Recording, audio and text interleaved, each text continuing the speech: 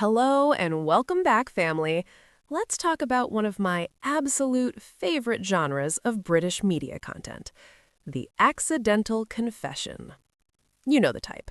When they wake up determined to embarrass Meghan, humiliate her, diminish her, and remind the world that she was supposed to fail.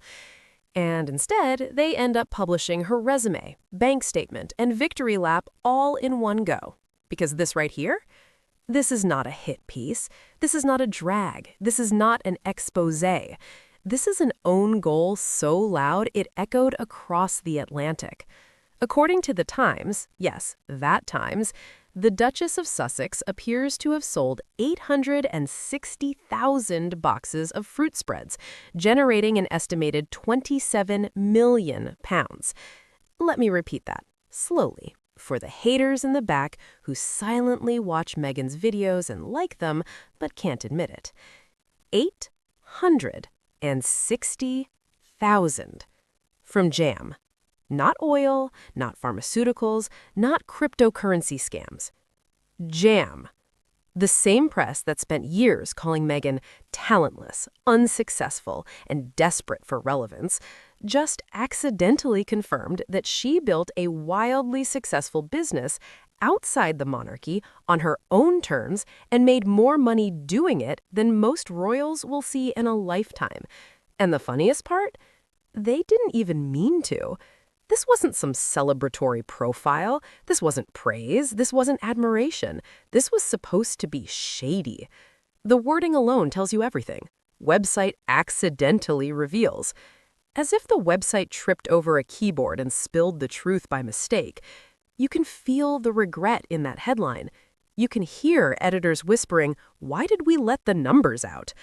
Because for years, the British media's entire narrative depended on one thing: that Meghan failed, that she left the monarchy and immediately flopped, that she needed titles to survive, that she needed proximity to the firm to matter.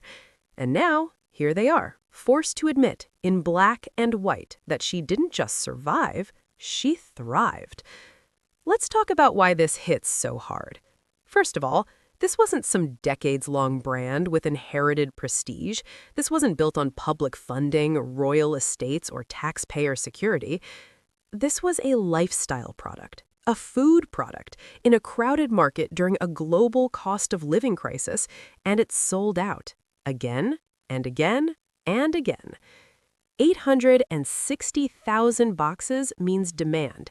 It means logistics. It means manufacturing, marketing, distribution, brand trust, and consumer loyalty. That doesn't happen by accident, no matter how badly the haters want it to. But here's where the comedy really kicks in. The same people who scream, "Why won't Meghan stop talking about the royal family?" are now foaming at the mouth because she made tens of millions selling jam and didn't mention them at all. No palace, no coronation, no balcony, just strawberries, branding, and vibes. And suddenly, that's the problem. Because Meghan didn't just make money, she exposed the lie. The lie that royal relevance equals success. The lie that leaving the institution means financial ruin. The lie that the monarchy is the only path to influence. This one article quietly detonates that entire myth, and that's why they're spiraling. Let's be very honest here. If this were anyone else, literally anyone else, the British press would be screaming "entrepreneurial queen" from the rooftops. They'd be calling it inspiring. They'd be praising her business acumen. They'd be framing it as a modern success story. But because it's Meghan, they're mad. They wanted to laugh at her. Instead, they had to bow. Because you cannot mock pounds 27 million without looking ridiculous. And what makes this even sweeter is how she did it. No endless interviews, no oversharing, no chasing headlines. She let the product speak. She let demand speak. She let numbers speak. And now the same media ecosystem that tried to humiliate her has become their unpaid marketing department. Think about it. How many people saw that headline and thought, "Wait, she did what?" How many people went looking for the brand after reading that? How many people suddenly realized this wasn't a vanity project? The haters amplified it. The trolls spread it. The press validated it. That's not an accident. That's strategy. And while this is happening, what are the so-called senior royals doing? Still attending engagements that generate zero revenue, still cutting ribbons, still smiling for cameras while contributing nothing measurable to the economy. Meghan built a product-based business that outperformed decades of royal soft power in a matter of months, and that terrifies them. Because if Meghan can succeed without the institution, what does that say about the institution? It says the magic wasn't the monarchy. It says the value wasn't the crown. It says the problem was never Meghan. And here's the part that really sends me. This article wasn't written with confidence. It was written with resentment. They couldn't deny the numbers, so they framed it as an accident. They couldn't disprove the success, so they tried to downplay it. They couldn't insult the outcome, so they focused on the tone. Classic.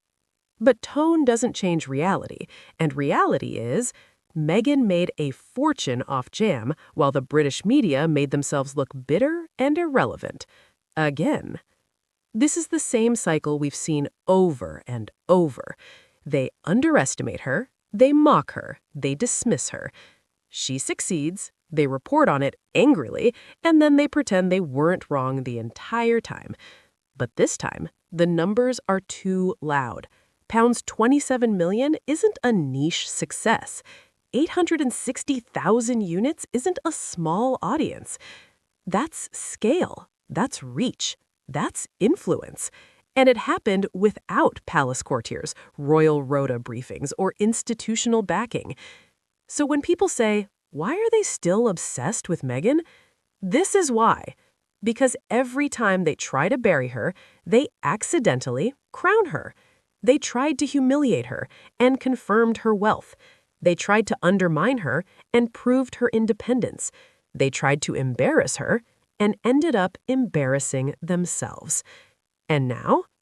Now they have to live with the fact that Meghan didn't just walk away from the monarchy, she walked away and did better.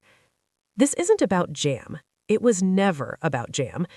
It's about control. It's about the British media realizing they no longer get to decide who wins. And that loss of power, that's the real meltdown.